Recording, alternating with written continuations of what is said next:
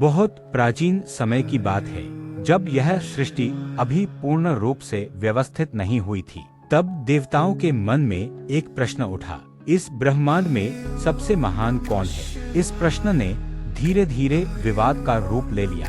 एक ओर थे ब्रह्मा इस सृष्टि के रचिता, दूसरी ओर थे विष्णु ए पालनहार। दोनों स्वयं को श्रेष्ठ मानने लगे।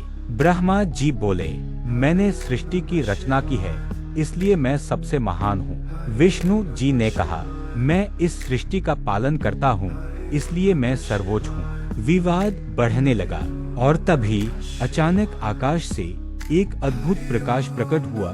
वह प्रकाश साधारण नहीं था, वह एक विशाल अग्नि स्तंभ के रूप में प्रकट हुआ, जिसका न आदि दिखाई देता था और न अंत। उसका तेज इतना प्रचंड था कि पूरा ब्रह्मांड उस प्रकाश से भर गया। ब्रह्मा और विष्णु दोनों आश्चर्यचकित रह गए। उन्होंने सोचा, यह कौन सी दिव्य शक्ति है? निर्णय लिया गया, जो इस प्रकाश स्तंभ का अंत खोज लेगा, वही सबसे महान माना जाएगा। विष्णु जी ने वराह रूप धारण किया और उस ज्योति का अंत खोजने पाताल की ओर चले गए। ब्रह्मा जी हंस रूप में ऊपर आकाश की ओर उड़ चले। दोनों ने वर्षों तक खोज की, लेकिन न कोई शुरुआत मिली, न कोई अंत। हजारों वर्षों की खोज के बाद विष्णु जी लौट आए। उन्होंने स्वीकार किया, मैं इस दिव्य ज्योति का अंत नहीं खोज पाया। उसी समय ब्रह्मा जी भी लौटे।